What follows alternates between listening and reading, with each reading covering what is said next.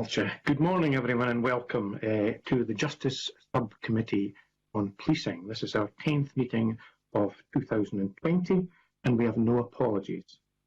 Agenda item 1 is a decision to take item 3 in private, which is to review the evidence heard today.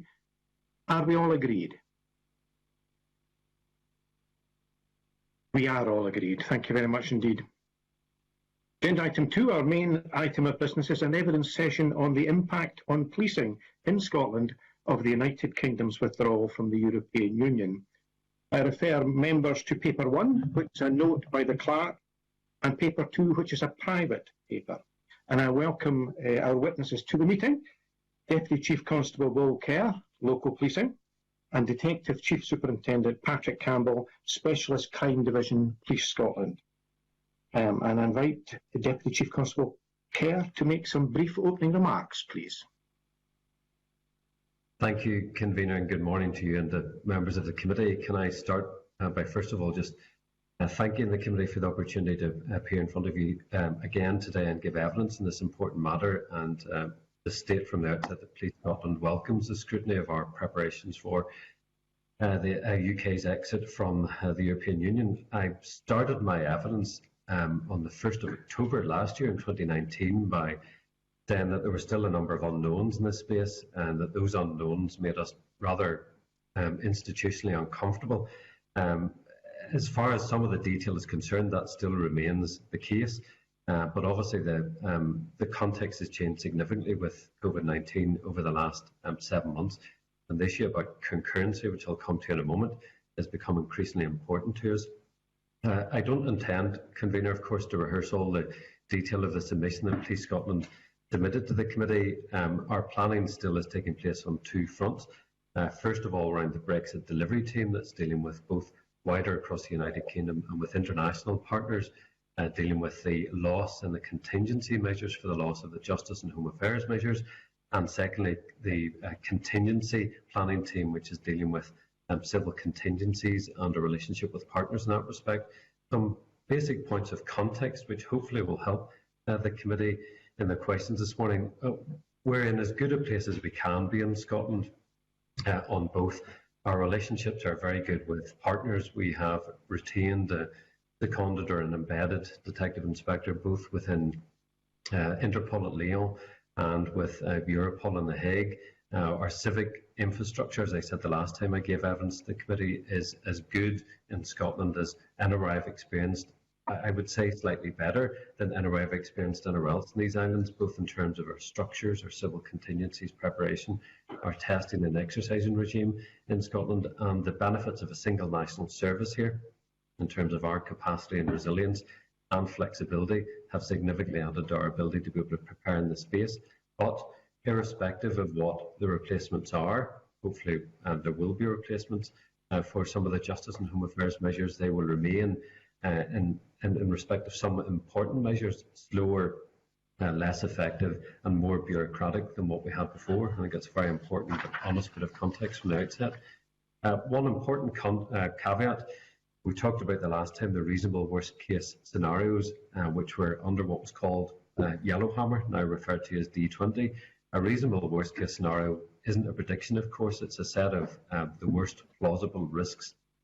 But COVID-19 has undoubtedly narrowed the band of what is considered plausible, and we've seen that over the last 7 months. Again, something I'm very happy to go into with committee members. I think to say a wee bit very briefly about the command and control measures, over the next couple of months, the National Coordination Centre will be set up on the 7th of December. We've had to expand the provision of the National Coordination Centre, which is a multi-agency arrangement to take account of some of these all risks concurrencies. So lots of other things happening at once, and with the contextual backdrop of COVID-19, obviously we've had to physically distance what is a multi-agency arrangement a wee bit more. And that issue about concurrency has had an impact on our thoughts and preparations for policing next year, probably in 2 respects, and I'll be very happy to go into the detail of this with the committee later. First of all, in terms of the cumulative impact on the civic tolerance of the country, its resilience, its capacity, over what is going to be a very busy 2021 with lots of issues happening at once. and the backdrop of the pandemic and the restrictions that people are facing in their lives. And then secondly, because it is an event and a protest-rich environment in 2021, it's actually becoming increasingly harder to differentiate between various causes, and that poses some issues and some challenges for us in the policing domain. But I'm conscious of time, Convener, so I'll conclude by saying that obviously the transition period is coming to an end on the 31st of December 2020. COVID-19 is certainly going to make the environment, the policing environment and the general environment in Scotland more challenging, but our civil contingency planning is based on that all-risk basis, even though the context is now very different. And my final point is, I suppose, a public plea similar to the one I made last year when I appeared in front of the committee. Brexit has somewhat come off the public radar over the last 7 months for obvious reasons, of course, but it still engenders very strong views which people are perfectly entitled to express, provided they do so peacefully and lawfully. But it is the case that people are tired and a bit more impatient because of the wide range of restrictions that they've had to face over the course of the last 7 months. That becomes even more important that both collectively and individually that we take responsibility to use temperate language and temperate behaviour when we're expressing our views on this or a range of other issues over the course of what's going to be a very busy 2021. Words and behaviour continue to matter. So thank you very much, Convener, for the opportunity to say a few opening remarks. Thank you, DCC Kerr, and I also thank the other witnesses who provided written evidence to the subcommittee. That's always very helpful. Now, before we move to questions, can I do the usual reminder to members, please, to indicate who the question is for, and to remind all attendees to wait just a moment for your microphone to be activated before speaking. Now, I'll kick us off with a general question to yourself, Mr. Kerr. I stress general because there's a number of very specific questions, as you'd understand, coming up. I wonder, can you provide the subcommittee with an outline of the engagement that has been undertaken with European partners with regard to any future working arrangements, and perhaps highlight any significant concerns or issues that have been raised, please?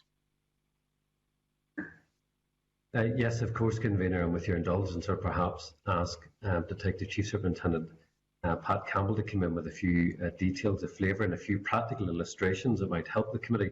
But as I said in my opening comments, we have embedded senior detectives both with Interpol and Europol. Scotland has very good bilateral relationships with some of our international and European partners, and that has stood us in very good stead when it comes to preparations for whatever contingencies or alternatives are given to the Justice and Home Affairs measures. But perhaps at this point, I can hand over to DCS Campbell. Good morning, Convener. Good morning, Justice Subcommittee members. Yes, DCC Kerr says the engagement has been ongoing for the past 2 years just now around the contingency planning for the loss of the Justice and Home Affairs measures. We have an excellent relationship with Europol, with Interpol. We have a detective inspector from Police Scotland embedded into both organisations. In respect of our engagement UK-wide, we are members of a number of strategic and tactical meetings in respect of planning for the eventuality of the EU exit. That's certainly split between obviously the two areas of a negotiated and a non-negotiated outcome, so a lot of work ongoing in respect of the potential loss of the tools and the Justice and Home Affairs measures. But in respect of engagement, significant engagement ongoing continues with all our EU states. An example of that just now is that we had some enforcement action out in southern Spain regarding a Scottish male who was wanted for murder. And just with that relationships we have built up, he has been arrested and is now subject to extradition. So I would say that the relationships are strong with our European partners, and we're hoping to continue them. I wonder, Mr. Campbell, thank you for that. If you could just, in general terms, say what areas of concern you have, please. As I say, we will have specific examples, and it's good to hear of cooperation as you've outlined. But any areas of concern, please? Yeah, certainly.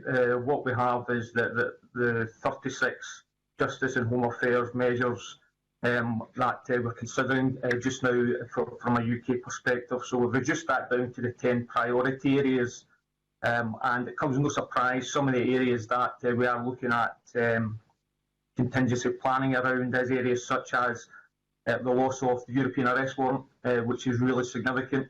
For the last 12 months, we've executed 70 incoming and outgoing European arrest warrants, so bringing individuals from the EU back into Scotland to face justice, and also returning some individuals who are resident in Scotland back into the EU. So that's really significant. As I say, there are contingency planning around it, which seeking an agreement with the EU on a bespoke extradition process, and also you'll be aware that we have the extradition bill going through both houses in respect of the UK government just now, which again will give us a power of arrest in respect of an Interpol red notice. So again, we are building these contingencies up with our UK partners at this stage. Other areas is the loss of access to SIS2, so the Schengen Information System, which is basically an information exchange between the UK and EU states. This is a significant loss.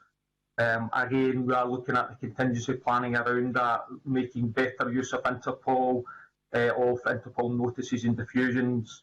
Will, however, result in slower, more bureaucratic processes, so whatever we have, it will be suboptimal.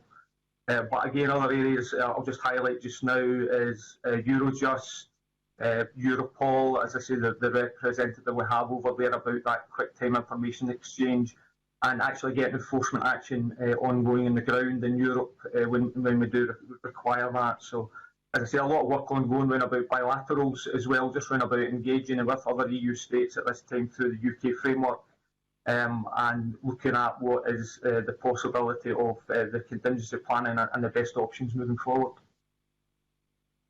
Thank you very much indeed for that, Mr. Campbell. Our next questions are from Shona Robeson. Shona, please. Good morning, everyone. So thank you. I think my question's probably directed to Mr. Campbell, who has just started to talk about the European arrest warrant, and I wanted to pick up on that in a bit more detail.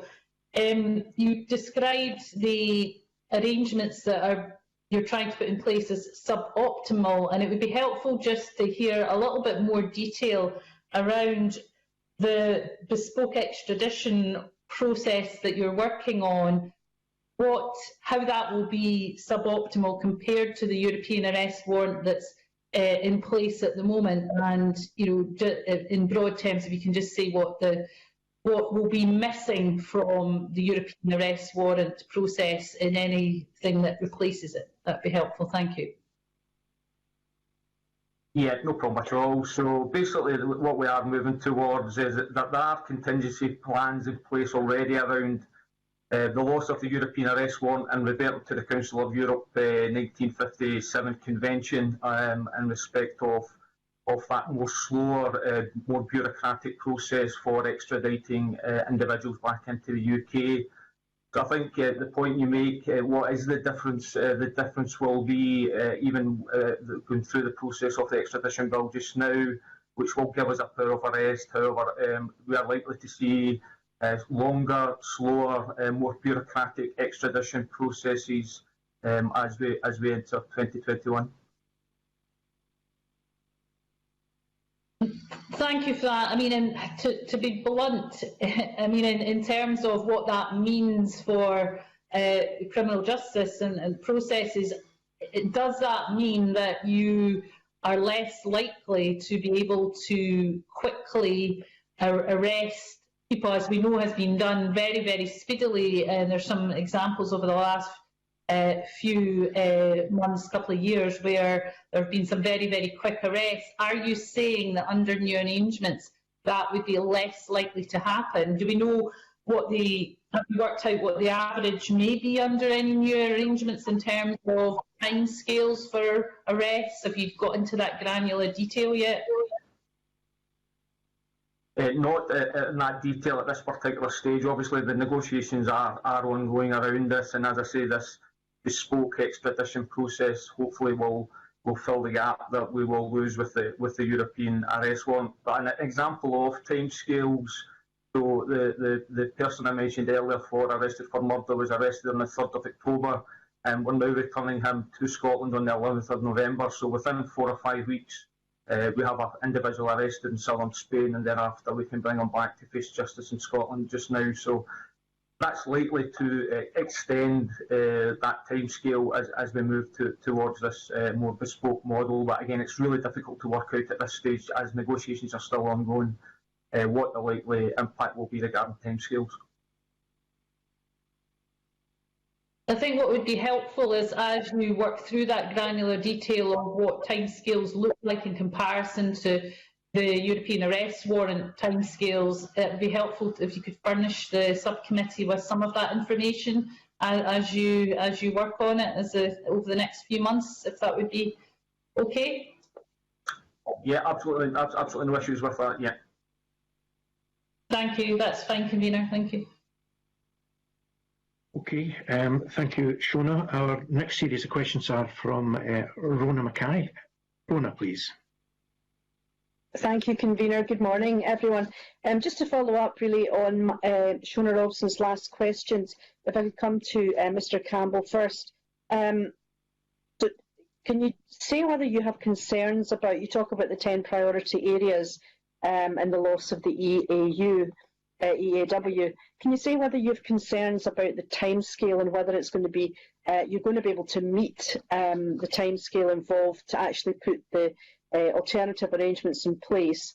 And can you say whether you think that the loss of the EAW and Europol operation will leave a big gap in tackling international crime?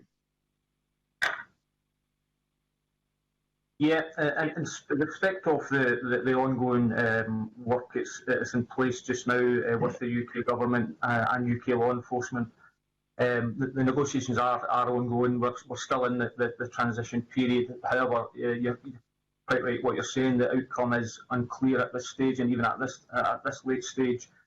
However, the work we have done over the last 2 years, building in the contingency planning around the loss of the measures that you have mentioned, will provide us with a framework to continue that engagement. As I say, it may be more cumbersome, more bureaucratic what we do move to. However, the framework which we are developing will provide us with that capability and capacity to continue at this stage. In respect of EAW, European arrest warrants, and the loss of that, as I say, that is significant. It's a tool we successfully utilise on a day-to-day basis with our European partners, and as I've touched on, the reversion to the Council of Europe, and also the greater use of Interpol through the notices and the diffusion instruments that they can utilise, will provide us with the capacity to arrest individuals within the EU. But however, again, our concern from a law enforcement perspective would be it may lead to more slower, more bureaucratic processes developing. In respect of Europol, we have daily engagement with our colleagues through UK law enforcement and EU law enforcement through the Europol gateway. And again, we still have a presence in there at this particular stage. And again, but it's crucial we maintain the relationships as we move towards the 31st of December. Thank you. Could I ask Mr. Kerr, please? I think you want to come in anyway. My question to Mr. Kerr was about, you talked about Detective Inspector being embedded in the European institutions. I'm just wondering if you can give us an idea of how many staff will be affected and what will happen to the staff that are currently involved in Europol and the European arrest warrant operation. Thank you. Yes, I was just going to come in, first of all, to support what Pat was saying about a wee bit of practical flavour around the loss of some of those key measures. So European arrest warrants, it's a fast and it's an efficient process. DCS Campbell talked about being able to get somebody onto our territory from southern Spain within a matter of some 5 weeks. If we have to revert to a 1957 convention, times were different, of course, when that convention was was obviously enacted, then it's certainly not going to be as faster and efficient. And has been covered in the media over the last a number of weeks. I mean, since 2011, we've had, I think, over 800 people who have been subject to trial in Scotland, who've been arrested and brought back to this country by virtue of a European arrest warrant. On the SIS2, the Schengen Information System, again, just to give you some a wee bit of practical flavouring, I mean, it's about sharing real-time data, and of course, crime now in 2020 is happening is a very fluid, dynamic, real-time and cyber environment, and that those real-time alerts provide a significant amount of benefit and expediency to police investigations. There are well over 60 million nominal-based alerts in that system. So having to rely then on the contingency of an Interpol system. Interpol system is very good, but it's just not as good. So, you know, Interpol, as you'll know, is 197 member states. Either the red notice is a notice that's put out to all member states, or a diffusion is a more limited, geographically limited version of that going out. But obviously, putting something out by 197 member states compared to a system that sits at the centre, is ran centrally, and to which we all have access, clearly is not going to be as good as it was in the past. You mentioned the staff, that there's going to be a limited amount of movement for the staff initially. Those embedded detective inspectors we hope to keep both in Lyon with Interpol, certainly, and stay there, but we also hope to keep our embedded detective inspector in The Hague with Europol. We've invested significantly. We've effectively tripled the amount of officers we have working in the international unit in Scotland to try and take account of some of the loss of embedded staff, if that does happen, and to make sure that we have capacity within Scotland and down in Gartcosh, in our crime campus here in Scotland, to actually take account and to make sure that we can rebalance some of that. But our bilateral relationships, as Pat has outlined, are very good, but this just isn't going to be as good or as fast as it was before. Okay, thank you. Thank you, Convener. Okay, thank you very much indeed for that. Our next series of questions are from the Deputy Convener, Margaret Mitchell. Margaret, please. Thank you, Convener. I'll ask this to Mr. Kerr first, and perhaps Mr. Campbell can take over. Can you confirm that it's the 31st of October as opposed to the 31st of December that Police Scotland's representation at Europol ceases, and it will have to reapply for entry? And if Europol re-entry is not possible, what will that mean in practical terms, and how will Police Scotland seek to replicate the work covered by Europol with other partners? Mr. Kerr first. Thank you, Deputy Convener. I will leave DCS Campbell to give you a bit more practical flavour on how that's going to work in terms of timeframes, and I'll ask Pat just to give you a wee bit of practical flavour as well about what that will mean, the alternative arrangements, what they're going to mean, and perhaps give you talk you through a bit of a case study that helps just bring it to life a wee bit for you as well. So I'll hand over to DCS Campbell, if you don't mind. Thanks, DCC. Yeah, so basically the 31st of December is, depending on whether it's a negotiated or non-negotiated outcome, will be when we will have to basically remove our detective inspector from The Hague and Europol. So it's not 31st of October, it's the 31st of December. Again, depending on whether or not we have a negotiated outcome or non-negotiated outcome, depending on what thereafter happens. So there is every opportunity that we may have to remove our representative from Europol for a period of time. And again, we are looking at that contingency planning of maintaining his presence within The Hague because of the relationship that he has built up, and to look at that engagement through bilateral channels with the other EU states. Again, the other aspect of that just now moving forward is that the UK would be perhaps seen as a third country and have third country status. So other areas, other countries such as United States and Canada are present within The Hague on the basis of a third country. So again, the option for us to thereafter reattend within The Hague under the status of a third country, which reduces our power within Europol, but again, it does maintain a presence there. Right, thank you for that answer. I think I'm going to move on to my next area of question, which is about the Schengen Information System, which has already been touched on, obviously very important in exchanging member state police data and sharing law enforcement alerts in real time. Obviously, the UK seeks a continued agreement with the EU, but the EU says it's not legally possible for a non-Schengen third countries to cooperate through this mechanism. I understand the Swedish type initiative is being proposed by the EU, but that's been deemed as not equivalent and not a suitable alternative. But it is a Schengen building measure, so it's unclear why the EU considers this to be a legal barrier to full Schengen agreement. I wonder, again, I'll start with Mr. Kerr, and no doubt he'll pass over to you, Mr. Campbell, when he wants. But the three things I wanted really to establish were, could you outline the importance of the SSI system, SIS system? Does Police Scotland consider the Swedish type alternative would be a suitable alternative, and if not, can you explain why?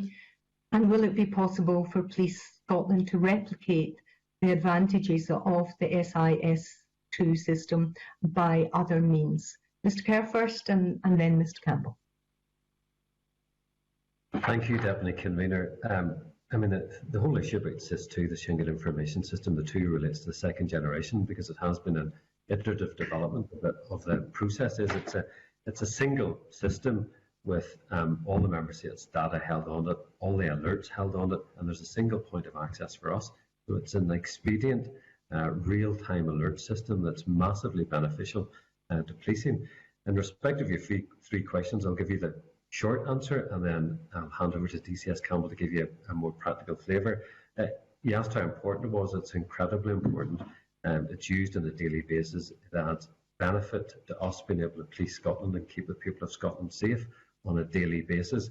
The Swedish alternative, well, I'll ask Pat to talk through what we need in terms of the balance of replacement, but any system to replace it, you asked your third question, could be replicated. The shorthand answer is no. In full, we simply can't replicate a system like that that's got, certainly not the short term, that has all those current member states data and nominal alerts in a system that we could retain and keep up to date in Scotland, because we wouldn't have access to that single system that would be on a daily basis updated for member states. It's not just the expediency and the capacity of the system, it's the fact that the real-time alerts are updated on a daily basis. It's the currency of the system, which is every bit as important to us as anything else. So I hope that gives you a flavour of how important it is, Deputy Convener, and I'll hand over to DCS Campbell to give you a bit more flavour. Thanks, DCC. Yeah, as the DCC said, it's the Schengen system is a European-wide database which enables the participating Schengen member states to share real-time information. So again, it supports border control and law enforcement cooperation. The benefit, as the DCC picked up, is the sharing of this fast-time information. It's used on a day-to-day basis by Police Scotland. The UK are one of the major contributors to the Schengen Information System. The fallback and the contingency planning we are looking around in respect to this is just now is the route back into Interpol and to utilising the framework of notices and diffusions. But as the DCC quite rightly pointed out, this is slower. There's reduced connectivity across the EU states with the model that has been proposed at this time. The draft text from the EU made it very clear that it would not be legally possible for non-Schengen third countries to cooperate with the EU through this mechanism. So that basically no legal precedent whatsoever around that. So again, there are a number of areas which are being looked at this particular time. As I say, the challenge here is around replacing something which we utilise on a day-to-day basis, fast-timed, quick information for frontline policing, and what we are moving towards is a far more slower, more bureaucratic process in respect of that. Okay, that's helpful. I wonder if you could push a little bit further than that. Obviously, it will be for the legality to be pressed out. I think there's some dubiety that is actually the case. But it does seem to me that it would be mutually advantageous to both the EU and the UK to share these real-time alerts. However, the UK didn't join until 2015, the Schengen system, and before joining, as you say, I think there was Interpol exchange for information and warnings, which with other EU member states. Can you explain how Police Scotland used Interpol prior to 2015, and will this be helpful in if the worst case scenario comes into be, replicating that now?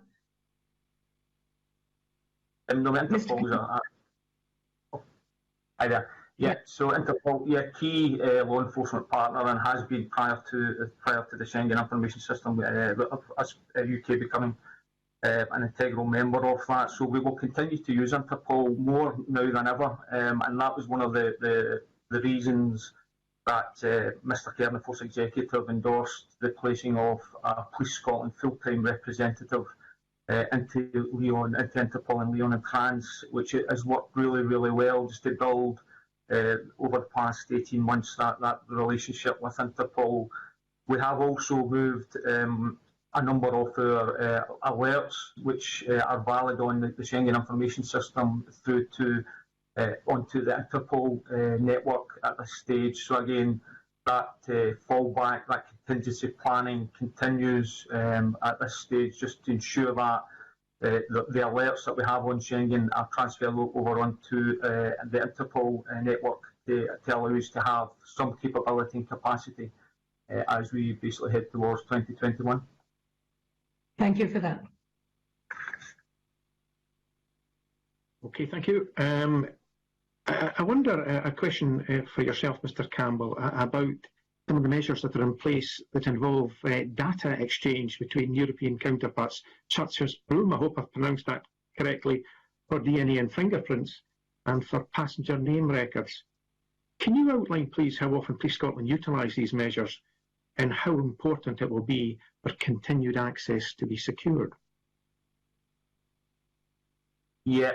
So, in respect of PRUM, which is the exchange, as you detail there, convener, of biometric data, so the exchange of DNA and fingerprint data with the EU states, we use it on a day-to-day basis. We've had some excellent results, ranging from crimes of homicide to serious sexual crime, and again, vice versa for the EU states with the relative DNA and fingerprint hits for crimes committed elsewhere. So again, it does work very, very well. We are continuing to use it just now, and we are purging the various crime scene stains onto the various EU databases to ensure that we have full coverage as we move towards the 31st of December. So the relationship with ourselves through PRUM is excellent. There is an appetite to continue that exchange of biometric data as we move into 2021. Okay, thank you very much indeed. Our next questions come from Liam MacArthur. Liam, please. Thank you, Convener. Good morning. DCC Kerr, both in your written evidence but also in your introductory remarks, you were referring to work carried out in terms of civil contingency preparations in areas based around reasonable worst case scenarios. I wonder if you could maybe talk in a little bit more detail about the areas where preparations are being made and perhaps draw out some of those that are causing you and your colleagues most concern. Yes, of course. Very happy to talk here in a bit more detail. The reasonable worst case scenario that now called D20, what was referred to as Yellowhammer in the past, it was recently shared with us. We've had discussions with the Scottish Government and the infrastructure that exists in Scotland to try and operationalise those, both in terms of risk mitigation templates and preparedness templates is the Strategic Resilience Partnership at the macro strategic level, chaired at times by the Deputy First Minister, and then there's a set of sub-tiers until it gets down to 32 local resilience for and local government level across the whole of Scotland. So those, after we got the latest version of the reasonable worst case scenario outline, those preparedness checklists have been shared with all and are currently being updated by all of the 32 resilience for across Scotland. That's going to lead to further testing, exercising and testing at the end of November. But to give you a sense of the types of areas that we're particularly concerned about and spending a lot of time thinking about at the minute, 4 in particular: firstly, maritime and fisheries, secondly, protests and demonstrations, thirdly, justice and home affairs measures that we just spent some time talking about, and fourthly, travel and freight, being able to both enter and exit Scotland as part of that wider UK arrangement. So to give you a wee bit of flavour on the last around freight and lorry movement, there's been a significant amount of work led by Transport Scotland over the last couple of months to look at overflow arrangements, actually called Operation Overflow in Dumfries and Galloway. It's looking to utilise Castle Kennedy Airfield close to Kinryan for exactly that reason, that we want to look to see how can we, if there is a stacking issue, how can we make sure we can do that safely, a COVID compliant way, because the operating context and environment has changed fundamentally from what it was 7-8 months ago. And actually, as part of the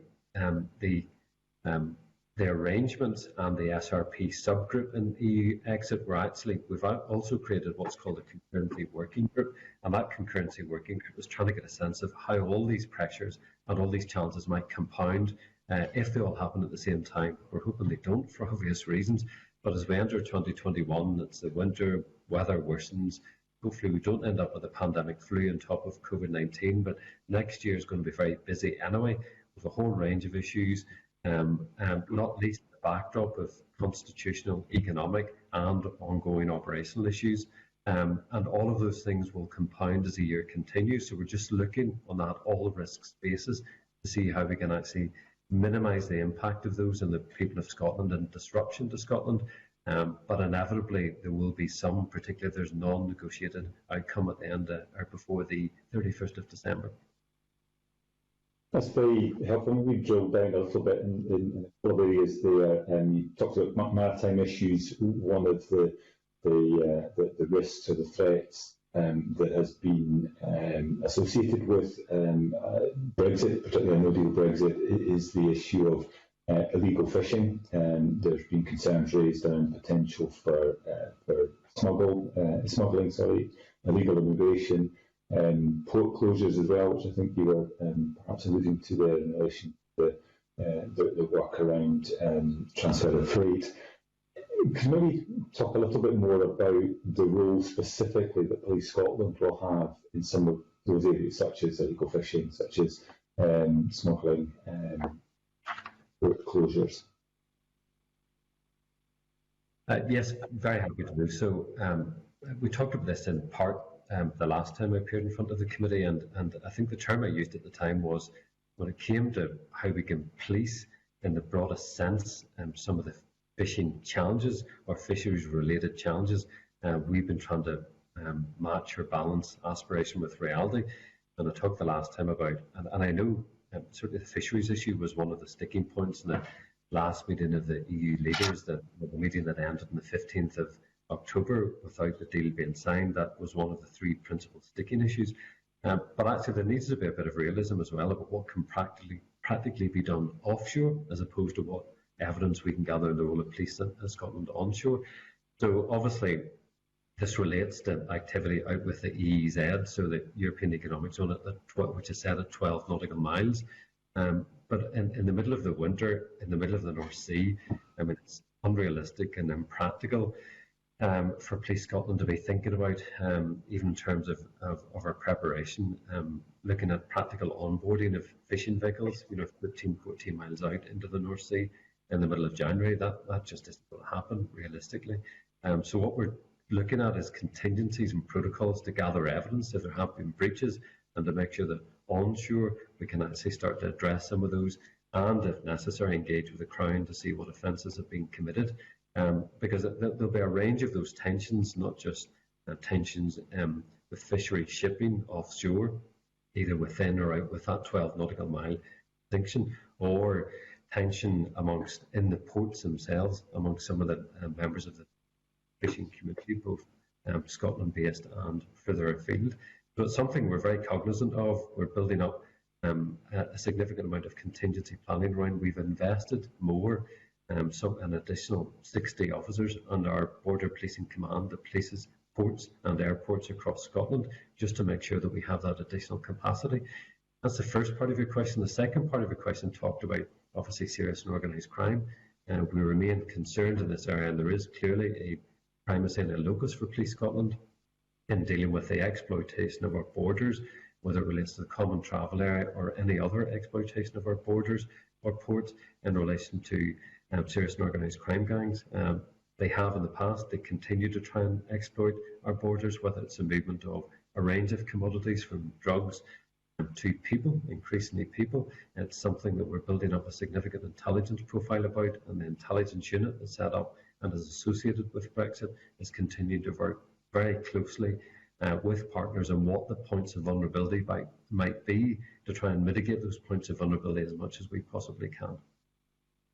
Just a very brief follow-up on your earlier point in relation to the practical difficulties in terms of enforcement in the maritime marine environment.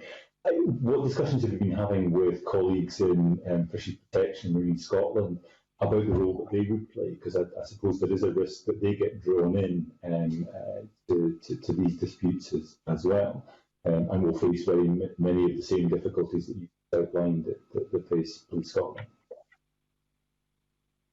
Yes, those conversations have been ongoing for the last number of months now, both with Marine Scotland and with some of the other agencies you list. And again, it's trying to balance that an uncertainty over what might happen, but again, definition of a reasonable worst case scenario, what's the worst plausible risk, and trying to work in an interagency way to plan for that. So we're very good, very structured and very detailed planning going on with the range of agencies you list.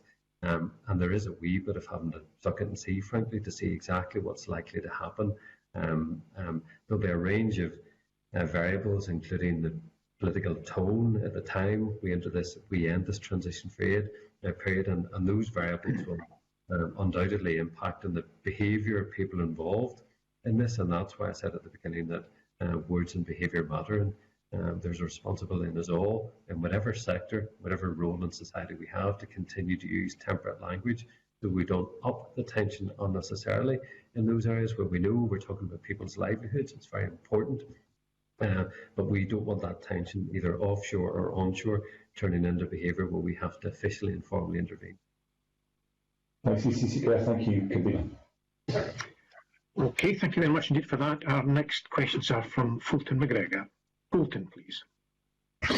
Thank you, Convener, and good morning, panel. One of the issues that we've heard most about, certainly in a media format, is about the potential impact of Brexit on the border between Ireland and Northern Ireland. And I'm just wondering, have any discussions taken place regarding Police Scotland possibly providing mutual aid to colleagues in Northern Ireland should this be required? Gregor, you're right, there's daily contact with our colleagues in the Police Service of Northern Ireland and other colleagues to talk about exactly this issue. What are the ongoing issues that fall out of the Northern Ireland Protocol? What are the displacement issues that happen? Bear in mind, next year is not only, of course, as we exit the transition period, it's also the centenary of partition in the island of Ireland, and there may be a displacement of other issues into the west coast of Scotland as well. So we're in daily contact with our colleagues in Northern Ireland. The issue about mutual aid that you raised, yes, there has been discussions, as there has been across the United Kingdom as a whole, about the requirements either into Scotland or from Police Scotland exporting our police officers to support under the mutual aid arrangements to any other part of Great Britain, and that includes arrangements out with GB into Northern Ireland as well. The arrangements for mutual aid are an operational decision for the Chief Constable, but ultimately and always the policy remain with keeping the people of Scotland safe, and we will not, and the Chief Constable will not make any decisions that undermine our capacity or resilience to deal with issues that exist in Scotland. But we can reasonably assume that the hybrid arrangements that are set out within the Northern Ireland Protocol will have some issues in ports in the west coast of Scotland. That's where we're in daily contact with colleagues in PSNI and other colleagues in Northern Ireland, and we'll continue to plan for those, as you would expect. Thanks very much for them. You've also talked about the flexible response unit, which has been introduced on a trial basis. Has that would that have a role in these potential mutual arrangements if required? And can you outline what the unit's core purpose is at present, and what else it could be utilised for? Thanks.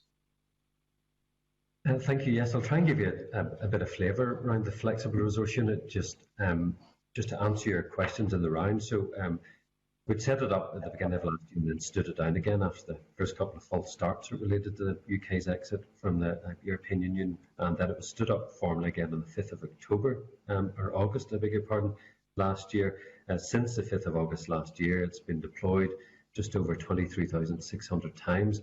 The vast majority of those deployments, though, haven't been Brexit related. The vast majority of those deployments have been for a range of other public order or large-scale event management deployments by Police Scotland, whether it's to XR protests, Extinction Rebellion protests in various parts of the country, right up to last Friday, where we made 12 arrests at Grangemouth, obviously, in result of a protest there, whether it's gone up to various parts of the country to assist local policing with a wee bit of capacity and resilience, whether it's dealing with some issues connected with the parades or some of the recent BLM protests. So that capacity and resilience, that public order unit, which is what that is, and the flexibility it gives a single national police service to be able to flex our resources to any part of the country as and when we need it, has proved to be immensely beneficial, and that's something that we'll retain over the course of probably right up to and through summer next year.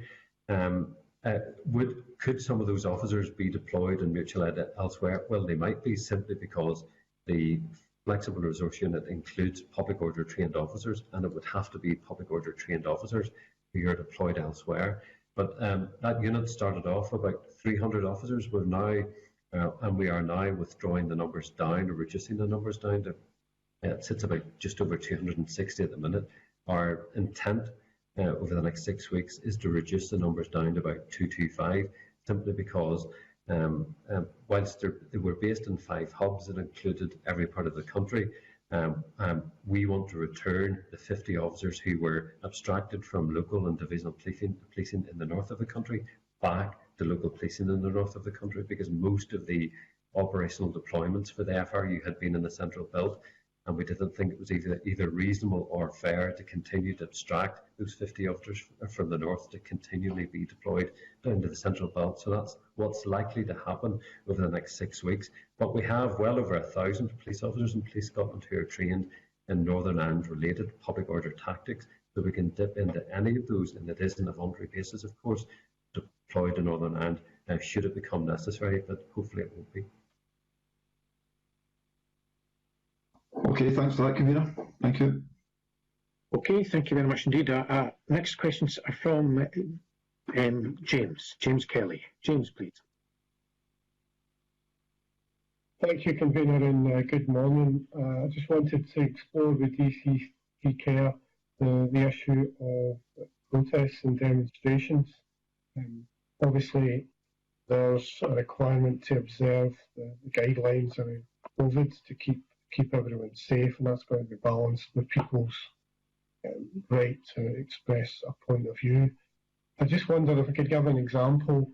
If someone were to put a notice on Facebook, say that they intended having a Brexit-related protest in Glasgow Green, what's Police Scotland's view of that? How would they handle something like that? Thank you, Mr. Kelly. You're right. These things are always a balance. They're always a practical balance, of course, between, as you rightly say, Articles 10 and 11 of the European Convention, particularly the right of the freedom of assembly, outlined in Article 11. That's very important. It's embedded into domestic law, and respect for human rights is a central tenet of all of our policing operations that are conducted within Scotland. That has to be balanced, of course, with the safety of broader public health considerations and the pandemic at the moment. And we faced this environment a number of times, as you're aware, over the last number of months and over the course of the summer, where we had a range of protests in George Square, some of it related to BLM concerns, some of it related to a range of other issues. And at times it is quite difficult to differentiate between what the causes are that people are out protesting about. Would you ask a question if somebody posed a notification on Facebook about having a protest, what would we do? Well, it would be very context specific. It would depend on how many people were there. We would engage with our, send out our protest liaison officers, try and speak to somebody who was involved as an organiser for the event and well in advance of the event and in advance, try and ascertain what numbers, to what extent they'd be compliant with the facts and social distancing requirements and guidance, and then make some judgment at the end of that. But if it came a choice between, if we had 300 people looking at protest and it became a choice of making sure that people's rights were respected and facilitated under the European Convention, as opposed to there may be some breaches of the social distancing rules, then we would have to make a decision about whether it's proportionate to actually move in and potentially have to use force, which would undermine the whole public health imperative to try and move people out of George Square as a concentrated geographic location. So all of these things are balanced judgment. Operational commanders make them on a daily basis, but we will always defer to the greater public need to protect people and try and minimise recourse to the use of force and people getting hurt. But there is a collective responsibility, as I said at the beginning. Anybody who's organising these events has to start with a close look at not just the aim of the event, but their personal responsibility to make sure that they don't do anything in a way that would create a risk to public health or anybody else in that vicinity. And we would ask them to start from that position, and we police accordingly afterwards.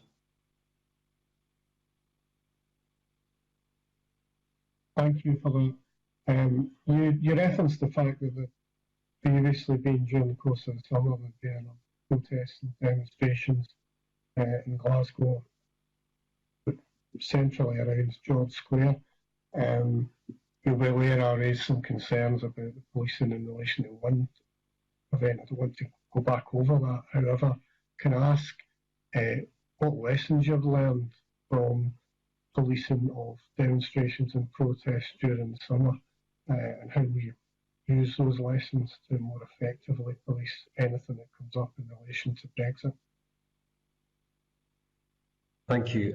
We're constantly learning lessons about how we police these events. The whole point about being event and context specific is that we want to make sure we will constantly be doing an operational debrief after all of these events to see if there's something we could have done differently, something we could have done better.